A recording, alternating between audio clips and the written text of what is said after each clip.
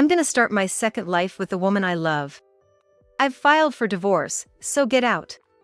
Out of nowhere, Sean suddenly blurted this out. "What? You filed for divorce?" I couldn't grasp the meaning of Sean's words and parroted them back in disbelief. "Yeah, I even signed your part. You haven't been doing the housework properly lately, have you? It's a wife's duty to support her husband, and you've been falling short.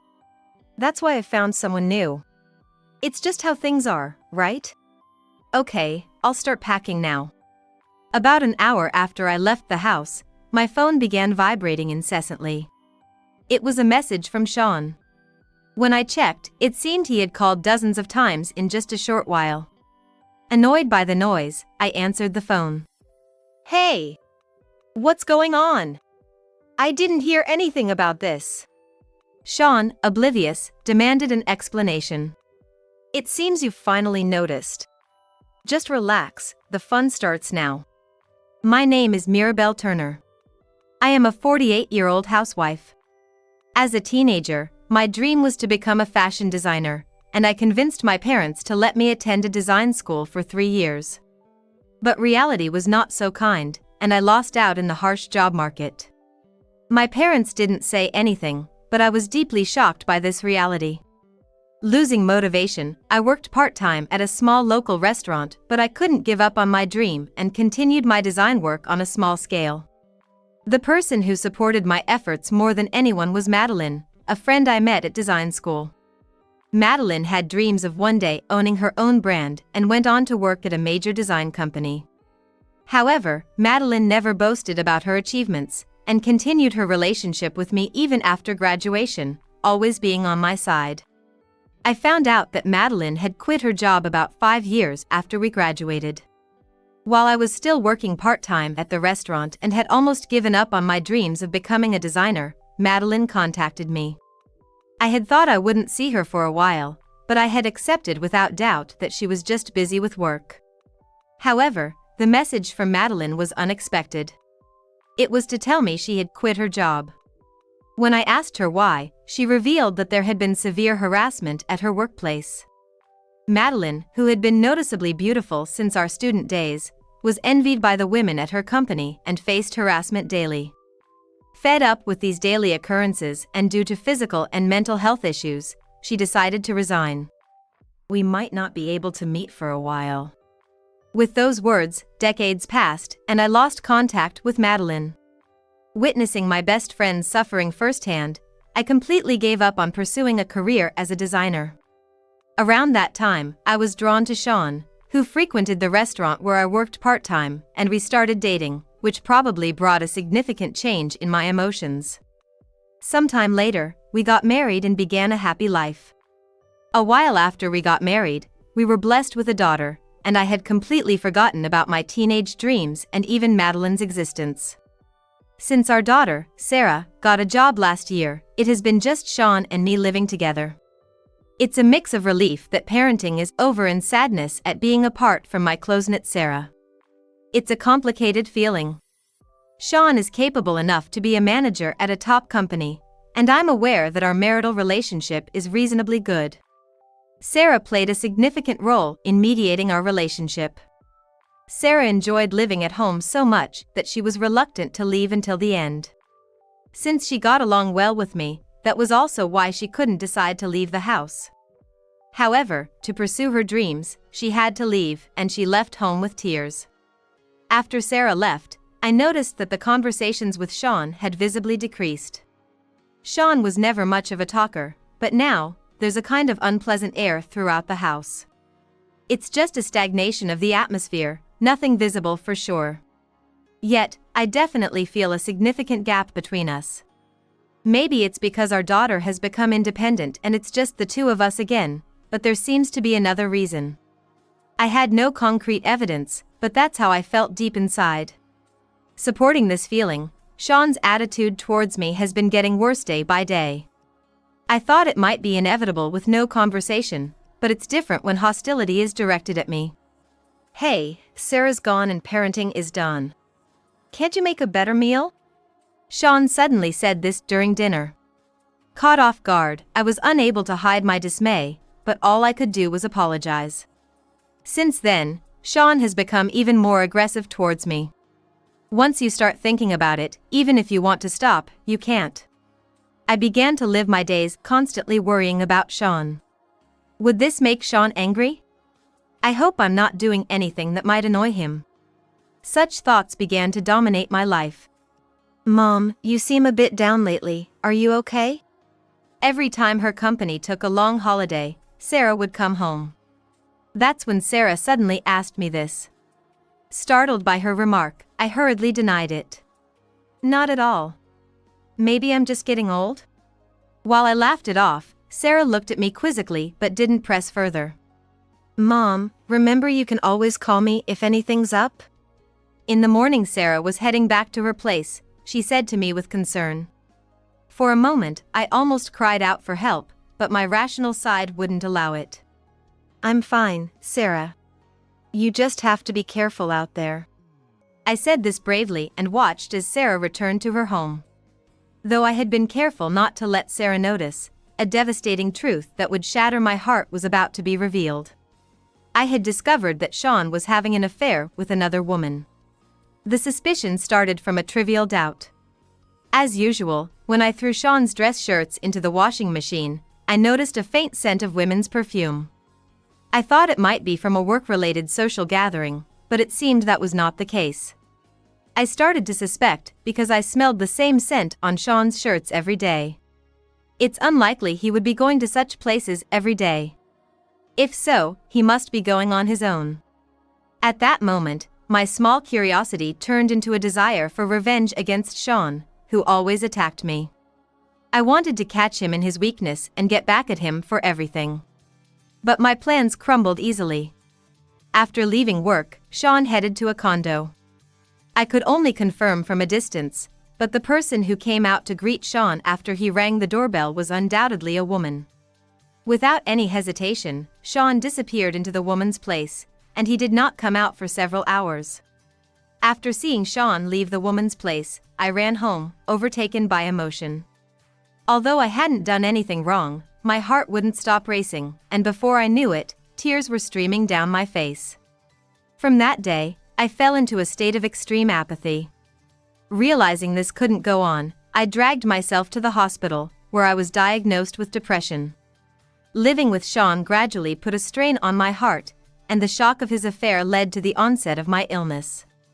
Can't you do something to ensure this doesn't interfere with my daily life? I desperately explained to the doctor and decided to take medication to cope with my lethargy. Even with medication, there were many times my body wouldn't cooperate, but I managed to get by with the daily chores. However, that doesn't mean I found a way to resolve this situation. It's clear to me that Sean is the cause of my poor health. Yet, I find no way to remove that cause. It's evident that Sean is at fault, but he's also the husband I've loved for many years. I had reservations about leaving him. Without any solution, I just continued to spend my days in frustration. Then one day, Sean said he needed to talk. I'm gonna start my second life with the woman I love. I've filed for divorce, so get out. Suddenly, without any context, that's how Sean blurted it out. As soon as I sat down in front of him, he said it eagerly. What? You filed for divorce? I couldn't grasp what Sean meant and repeated his words like a parrot. Sean spoke calmly but with a sinister undertone. Yeah. I even signed your part. You haven't been able to do the housework properly recently, right? For a wife that's supposed to support her husband, that's a fatal flaw. That's why I found someone new. It can't be helped, right? Sean confidently declared, as if he believed justice was on his side. However, I know the truth. The sequence of events is entirely reversed, and I can't accept Sean's explanation. It's because of Sean's affair that I ended up with these mental and physical health issues. I was deeply disappointed by Sean, who had the audacity to blame me for his actions. At the point of his affair, there was nothing left to disappoint, but it was a stark reminder of how selfish he really was. In that moment, the many thoughts swirling in my heart swiftly led me to a decision. Okay. I'll start packing now. I answered emotionlessly and began packing to leave the house frantically. I had thought he might show some humility, but I was fooling myself. Thinking this made me want to leave the house even more urgently. After stuffing some personal items and clothes into several bags, I headed to the front door without saying a word. "Hey, aren't you going to say anything? You've had such a good life thanks to me all these years. And hey, I'm leaving everything about Sarah up to you. Tell her to take care." Sean threw these words at my back as I was leaving and then retreated back into the room. Once outside, I closed the front door forcefully and said to myself, "Goodbye, I'll give you a piece of my mind later." About an hour later, my phone began to vibrate incessantly. The screen showed Sean's name. Checking it, it seemed he had called dozens of times while I was momentarily distracted. Annoyed by the noise, I answered the phone. "Hey! What's going on? I didn't hear anything about this." As soon as I picked up, Sean's panicked voice burst through. Just as I imagined, Sean was finally beginning to realize the nightmare he was about to face. That things had gone so smoothly was truly testament to his foolishness. Any feelings I once had for Sean, who I had been with for many years, were nearly extinguished. This man was no longer the person I had loved, but had become a complete stranger who insulted and tormented me. While I remained silent, Sean ranted on endlessly in a state of panic. Without putting any emotion into my words, I told him, "It looks like you've finally noticed. Don't rush, this is going to be an interesting time." Imagining Sean calling me with a blood-drained face filled me with a murky joy. Why is Sean so panicked after he pushed me out himself? What was he trying to tell me? To explain the reason, I need to go back to shortly after I was diagnosed with depression. It happened on a day when my apathy continued. My phone rang with an oddly cheerful melody. When I checked the screen, it displayed an unfamiliar phone number. "Hello?" Normally, I wouldn't answer such a suspicious call, but, for some reason, that day I picked it up. "Hello, Mirabelle? It's Madeline. Do you remember me?"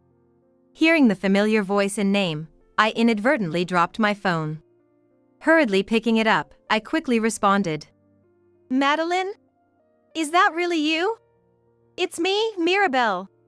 Madeline seemed surprised as I spoke through tears. But, as I explained my situation in fits and starts, Madeline spoke kindly to me. "It's been tough, hasn't it?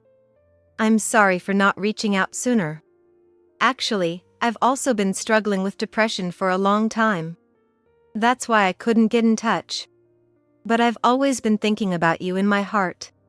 Madeline's words conveyed undeniable suffering and sadness.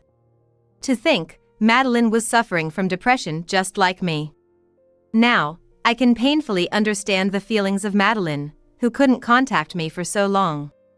However, having achieved a happy life, I had forgotten about Madeline. "I'm sorry."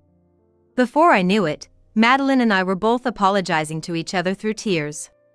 Once we both calmed down a bit, we discussed the possibility of meeting in person if it felt right. It had been over a decade since then.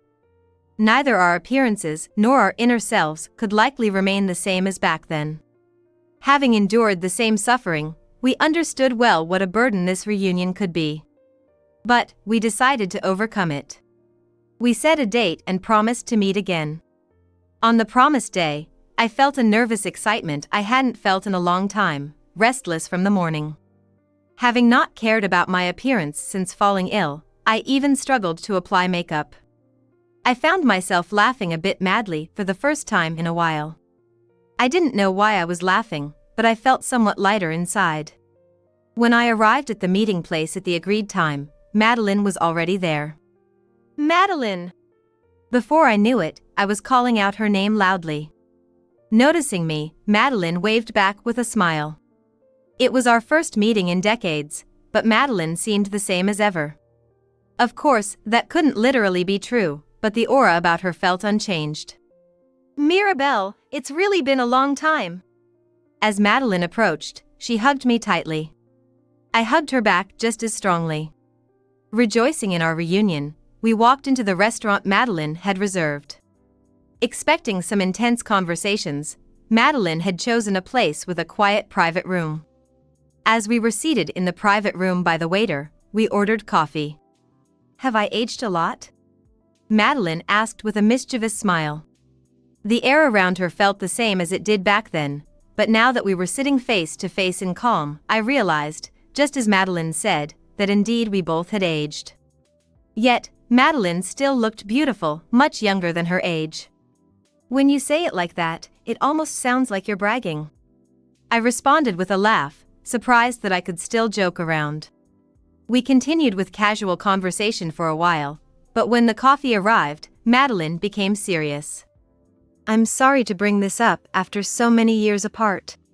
Yes, the reason Madeline had reached out was because something significant had changed. "Actually, I'm getting married." Madeline's unexpected news took me by surprise. Sensing my bewilderment, Madeline hurriedly continued. "I'm really sorry, Mirabelle. It's a tough time for you. But I just had to tell you." Thinking back, Madeline had intended to tell me this when she first contacted me. Yet, I had been so caught up in discussing my own situation. "Don't apologize. It's your life, congratulations. Is he someone who was with you through the tough times?" At my question, Madeline smiled awkwardly. "No, someone I met about a year ago. We met while I was preparing to work." Hearing this, suddenly my heart started racing. Overwhelmed by a sudden bout of discomfort, I instinctively held my chest. "Mirabelle, what's wrong?" Reading the change in me, Madeline turned pale and started rubbing my back. "It's okay, maybe I just got a little shocked from all the talking after so long," I mumbled, trying to dismiss the unsettling thoughts starting to cloud my mind. Ultimately, I had to head home earlier than planned.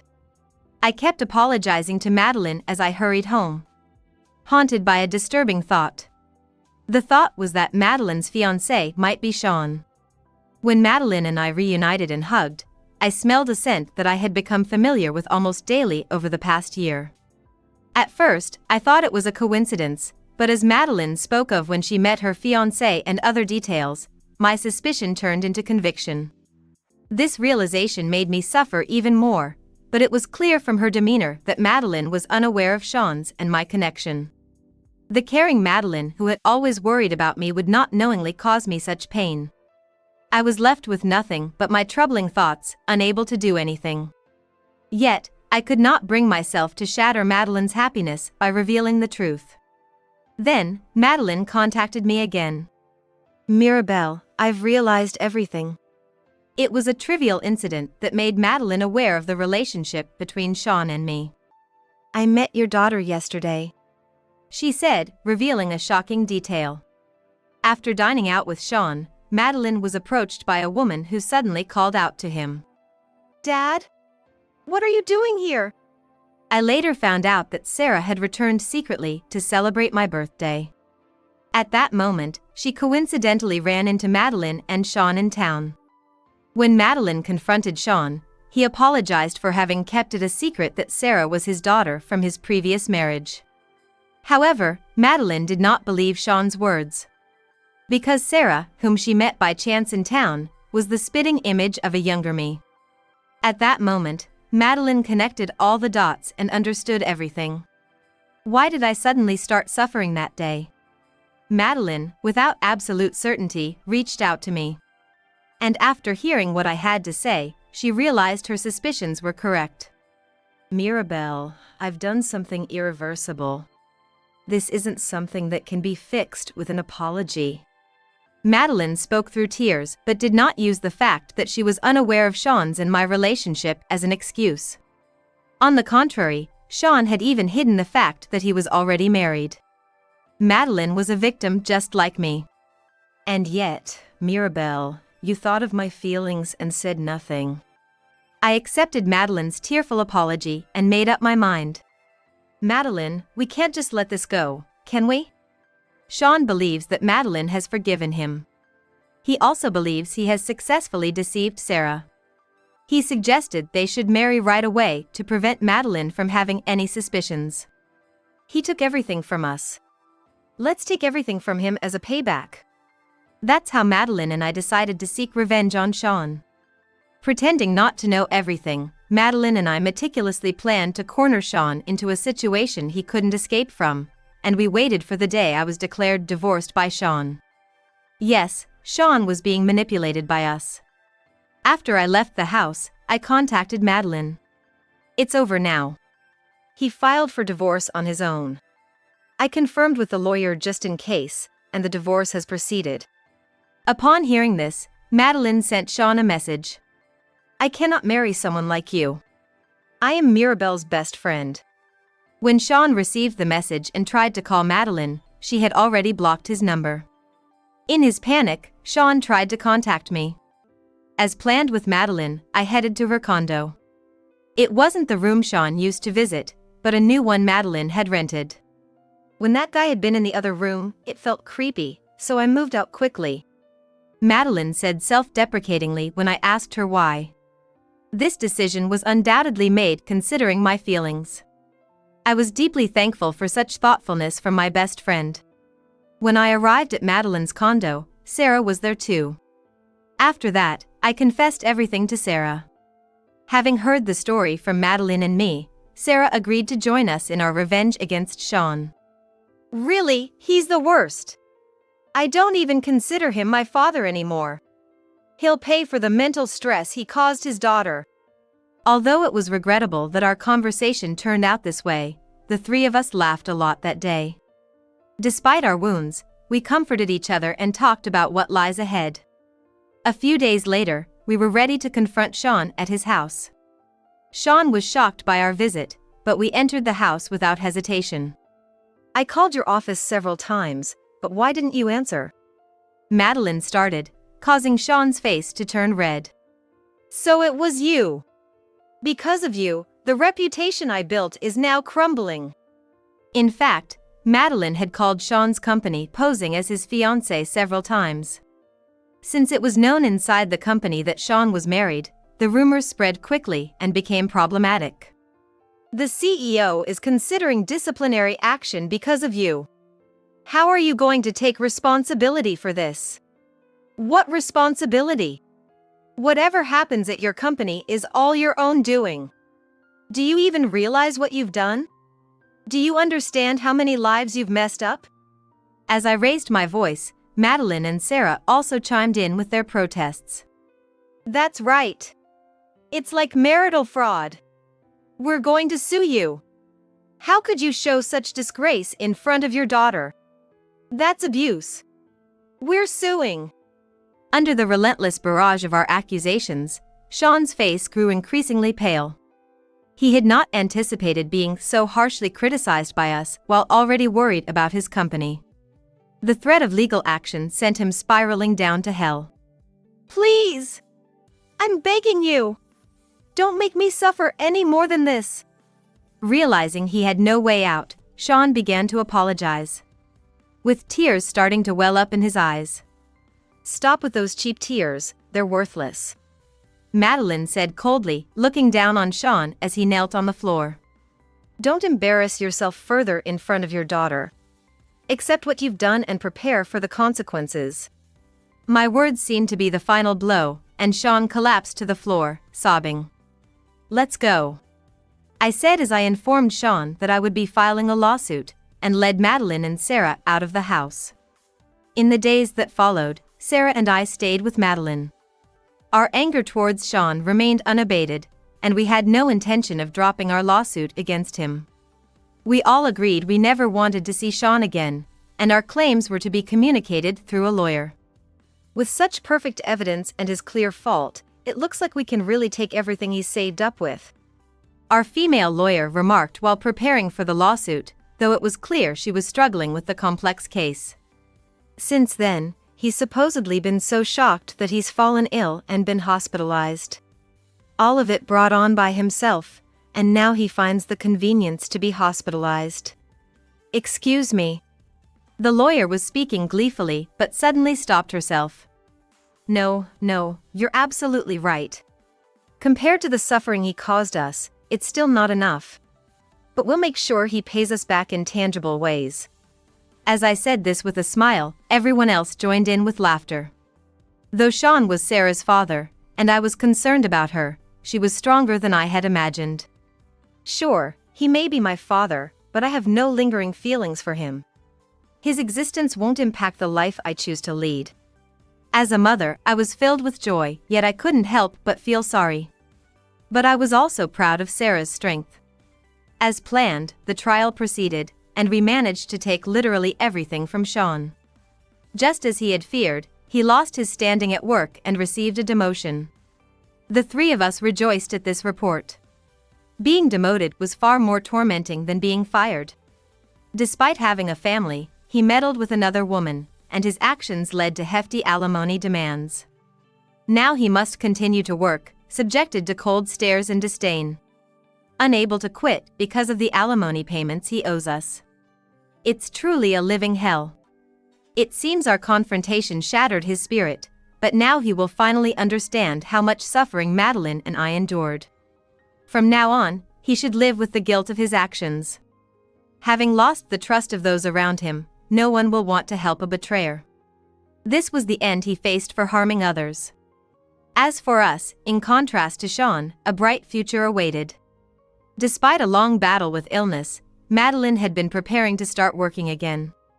She was getting ready to start her own company. Of course, it's a fashion design company. Madeline said she had absorbed everything during her tough time working for a major company. She had spent a long time converting that know-how into output, which led to her decision to start anew. It was kind of left unresolved, but when I was announcing my marriage, I also wanted to say this. While saying this, Madeline made a surprising offer to me. Mirabelle, I need you at my company.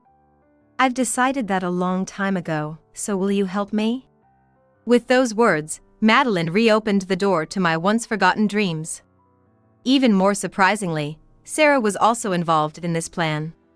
Sorry for keeping it a secret. But after that, I talked a lot with Sarah. Madeline shared that Sarah planned to join our company in a few years. Sarah admires you and became a designer. Although her field is different, we need her skills too. Indeed, Sarah was working as an interior designer. But it was news to me that she had been inspired by me. When I was little, I saw your design notebooks, Mom. My field may be different, but you inspired the start of it all. Sarah said this with a laugh, but her eyes were serious, showing she wanted me to start anew. Can I really do it? Though overjoyed, unlike them, I had never worked as a professional. That doesn't matter, I've made this decision as a professional, trust me. Madeline said, instantly dispelling my doubts. Since losing touch with Madeline, I had completely forgotten about my dreams. Now, those dreams were about to move forward with Madeline and my daughter, Sarah. We had all endured tough and painful days together. Thinking about it made me feel like we could overcome any challenge. I grasped the hand Madeline extended to me, focusing on the life ahead. Just like during our student days, fun days were about to begin again. As excitement filled my heart, I fully returned to being best friends with Madeline once more.